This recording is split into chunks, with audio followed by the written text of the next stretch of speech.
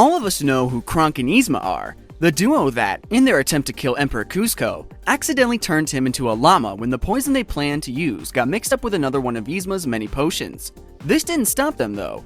In the movie, we watch as Yzma continues to pursue Kuzco with Kronk by her side, fueled by anger and revenge for acting like a spoiled brat and firing her as his advisor for seemingly no apparent reason. Yzma was a very fun antagonist to follow around as she pursued what she believed was rightfully hers. What doesn't seem to be explained in detail, however, is Yzma's origins and how she actually became the advisor of Kuzco. She's clearly ancient, as they humorously describe several times throughout the film, but do we actually know anything about her backstory?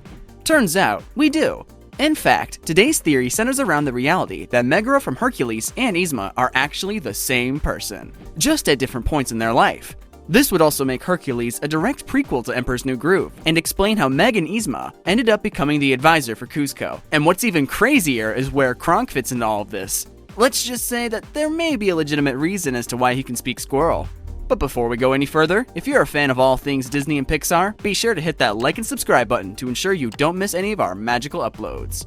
Let's start with the obvious, Meg and Yzma's similar appearances. They both have very similar features, like very slender faces with prominent cheekbones, as well as a rather pointed nose. Both characters also seem to be overly fond of the color purple, as it makes up the main color of their outfits throughout their respective films. And what's crazy is that at their core, they both act very similarly.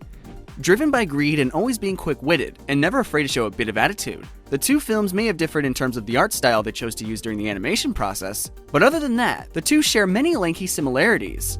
We know Meg was, at one time, a hopeless romantic. She was the type of person who would find the best in anyone and give her heart to them. At one point in her life, she was in a rather serious relationship.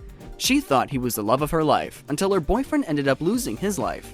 In order to save him, Meg made the life-altering decision to sell her soul to Hades, in exchange for a life of servitude so that her boyfriend would be brought back to life. And that is exactly what happened. However, what's messed up is that shortly after being brought back to life, he ended up leaving Meg for someone else. This broke her heart, as it would anyone, and obviously led Meg towards having some serious trust issues. She upheld her end of the bargain, becoming one of Hades' most trusted servants, all while maintaining her cynical and sarcastic attitude. It's noteworthy to point out that Hades wasn't really the bad guy when it came to Meg and her situation in the movie either.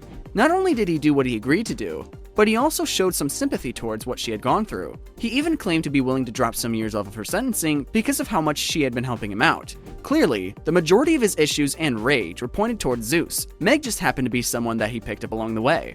In fact, if we turn our attention towards Greek mythology and take a look at the tales of Hercules, we see that Hades was never really an evil being, just seriously misunderstood.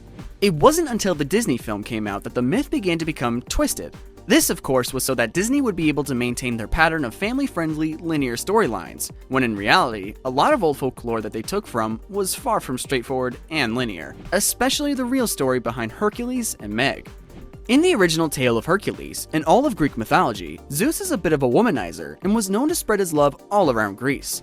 So unlike in the Disney film, in the tales of Hercules, he was not the child of Zeus and Hera. No, instead he was the child of Zeus and a human by the name of Alcmene. Now before you think Hera wasn't involved at all, it was actually the opposite. She knew of Zeus's adultery, and would often lash out at all of his many demigod children. Hercules found himself as the target of her rage more often than not. What's cool is that much like the Disney movie, in the myth, Hercules and Megara do end up together, only it's in a quite different manner. You see, Hercules had saved the city of Thebes from a certain disaster, and as a reward, he was essentially gifted Megara from the king of Thebes himself. The two went on to have 6 kids together, all while Hera looked on in jealousy. It wasn't long before her jealousy had turned into wrath, to which she aimed at Hercules' family. She caused Hercules to become blinded by an overwhelming rage, and made him black out, rendering him completely blind to his actions. Hera supposedly caused him to turn to his family and kill them one by one. This included Megara, as well as all 6 of his children. When Hercules finally snapped out of this trance, he awoke to the sight of his slaughtered family. How messed up is that? So knowing all of that, what if, instead of dying, Megara was actually saved by Hades, who had grown fond of her and could find other jobs for her to do? Well, that is exactly what is theorized to have happened. Now, in the world of Disney's Hercules, Hades is always seen using people to do his bidding. What he would do is offer them whatever they wanted in exchange for their soul, as well as them serving him for an agreed upon amount of time. And after being saved by him twice, Meg became entirely loyal to Hades. She likely made some sort of deal with him in order to maintain her human form for all of eternity. In fact, having committed her life to helping Hades as a form of eternal gratitude led her tumbling down into a state of complete madness as well, fueled by her double betrayal yet again, but this time from Hercules. The theory continues, stating that Meg had begun to become obsessed with the idea of revenge, so much so that it was eventually the thing that led to her obsession with potions.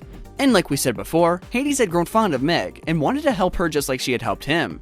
And in seeing that she had grown so obsessed with potions, he figured placing her as an advisor to an emperor would kill two birds with one stone. It would not only allow him to have access to a large number of potions, but it would also allow him to keep an eye on things in one place. And it was here that she had donned the name Yzma and began to make a name for herself throughout the palace, growing closer to Emperor Kuzco and his family, all while continuing to dabble in potion brewing. In addition to her help from Hades, it is believed that at some point she discovered a potion to eternal youth to coincide with the deal she made with Hades. Though she still aged, she was able to live for an eternity as well as maintain some of her youth through her body. Did you ever notice how spry and agile she was in the movie? She can be seen leaping and landing gracefully despite her frail looking body to support her. It's wild, but this kind of explains how her agility and strength were possible. It even supports how she was able to serve Kuzco's royal family for generations before him. And if all of that doesn't convince you, there is one more interesting detail about Meg and Yzma's choice for the color purple. Did you know that the color purple is symbolic of madness? We know that Disney loves to use small elements throughout the film to give the audience a bit more insight into their characters. Turns out that the color purple has a larger impact than we all originally thought it did. Disney often uses the color purple in their antagonist design, and they have never been shy of reusing that idea. Take a look at Ursula in The Little Mermaid, for instance, or Maleficent from Sleeping Beauty. There seems to be a plethora of Disney villains that shroud themselves in purple. I mean, Meg was wearing mostly purple throughout the entire movie, right? And so had Yzma for that matter.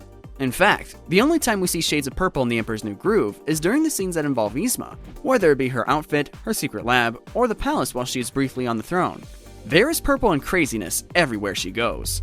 And finally, we have the craziest detail of them all. What goes hand in hand with potion making? Alchemy. The theory talks about how Yzma more than likely began to dabble with alchemy, and this is how she learned to transmute one thing into another. I mean, how else would she have been able to make a potion that turns a man into a llama? This is what brings us to Kronk, the squirrel-speaking sidekick who seems to know quite a bit about surviving in the wilderness.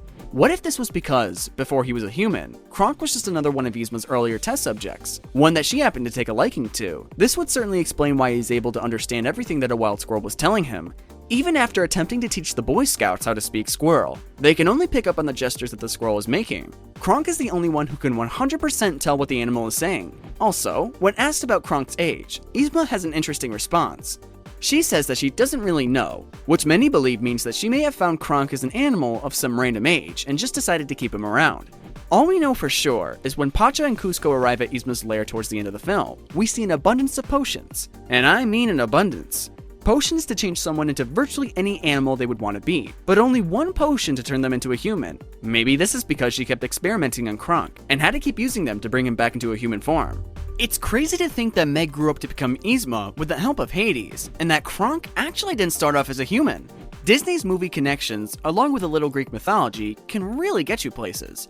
What do you think about this theory? Is Yzma really Meg after the events of Hercules? Be sure to let us know.